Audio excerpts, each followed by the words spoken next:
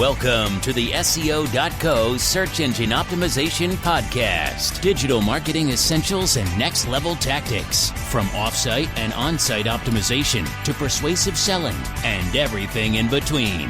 You'll learn actionable tips on what it takes to outright and outrank your competition.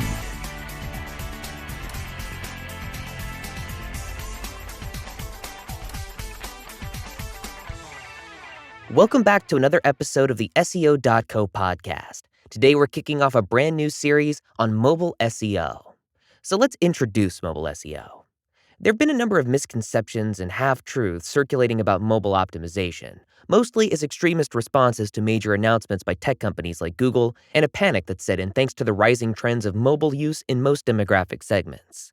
Fortunately, once you understand it, mobile optimization is relatively simple, and your site might already be in the clear. Still, there's an ongoing component to mobile optimization, striving for a perfection that can never be reached.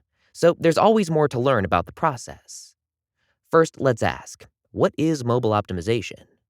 Here's the simplest definition of mobile optimization you're liable to find on the internet.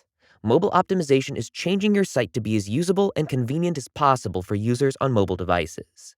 10 years ago, mobile devices didn't exist, or at least weren't popular, so most sites were designed specifically for desktop screens. Mobile screens like those on smartphones offer a handful of unique elements that desktop-designed sites can't address.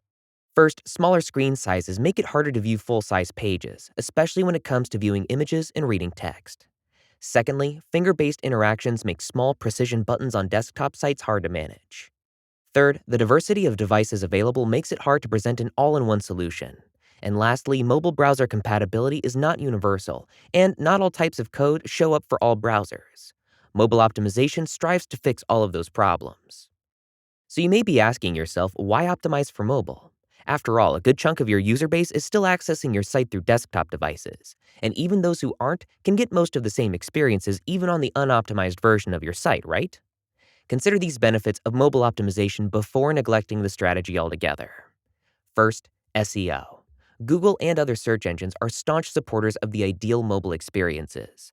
They want every site online to be mobile-friendly, and they're taking action to make it happen by penalizing sites that aren't optimized for mobile and rewarding sites that are. Just by optimizing your site for mobile, you'll earn higher positions in Google search results, resulting in more traffic for your site. In addition, you'll earn a little badge next to your site's name telling users that your site is indeed mobile-friendly. Next up, user experience. Some users are going to access your site through desktop, but the impressions mobile users get from a site are substantial. If a first-time visitor on a mobile device sees your content not loading properly or has a poor experience, he or she may not come back. Even loyal customers who don't have a great mobile experience could leave you in favor of a competitor who can offer such an experience. Both your customer satisfaction and your brand reputation are on the line here.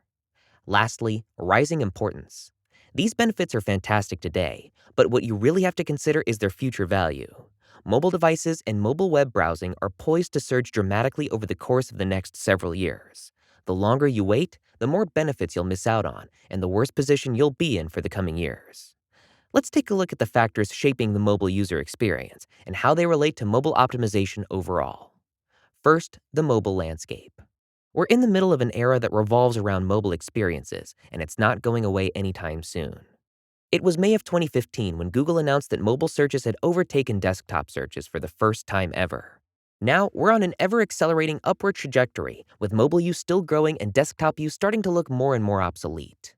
So, why the steep growth? Mobile internet access used to be nothing more than a novelty, to be used in rare circumstances by a fraction of the population. Coverage was limited, speeds were egregiously slow, devices were clumsy, and smartphones were only in the hands of the super tech-savvy. But slowly, tech giants have favored mobile use with innovative features like better touchscreens, voice-activated search, faster internet, and better geographic positioning. Collectively, these improvements have led more users to rely on mobile devices, which in turn have prompted more tech companies to invest in mobile technology. It's a self-perpetuating and exponential cycle with no end in sight. Google is one of the forerunners of mobile technology, and they're one of the biggest influencers of this steep rising trend in mobile use. The company unveiled its voice search product back in 2002, and local search started developing even before that, but they've been two major areas of development in the past decade. Voice search has become more intuitive. local search has been integrated with mobile, and most importantly, Google started giving ranking advantages to sites that ranked well on mobile devices. For a while, this was somewhat informal and unspoken, but back in April of last year, it took a massive leap forward. Now let's move into what we like to call Mobilegeddon version 1.0. Announcing the update nearly 2 months ago in advance, Google proactively warned webmasters that on April 21st, it would be launching a massive update to reward sites that had been properly optimized for mobile and penalize those that had not. This was a rare move for the company, as most of its search algorithm updates came as undocumented, unannounced surprises that the rest of us optimizers had to scramble to try and crack. Now, Google heads were telling us exactly what to expect, more or less. The search community went on a rampage, donning the coming update as Mobilegeddon and using it as an opportunity to wrangle a business from webmasters who hadn't yet updated their sites for mobile devices, or exactly how to go about it. Some insisted that this reaction was overblown, and to a degree it was, but the impact of Mobilegeddon was still significant. It's not impossible for a non-mobile friendly site to rank today, and desktop searches weren't hit as hard as mobile searches, but it's still a significant difference to note. Without a mobile-friendly site, your SEO potential is seriously compromised, and that update is here to stay. That's all we've got for this episode. Join us next time as we continue mobile SEO, rolling into the question, why mobile-friendly isn't enough for a great mobile experience. Thanks again for listening to the SEO.co podcast, and we'll see you in the next episode. Thank you for joining us on the SEO.co podcast. We appreciate your time. Be sure to rate, review, and subscribe to the show and visit SEO.co for more resources based on today's topic, as well as access to more podcast episodes to help you improve your site's long-term SEO success.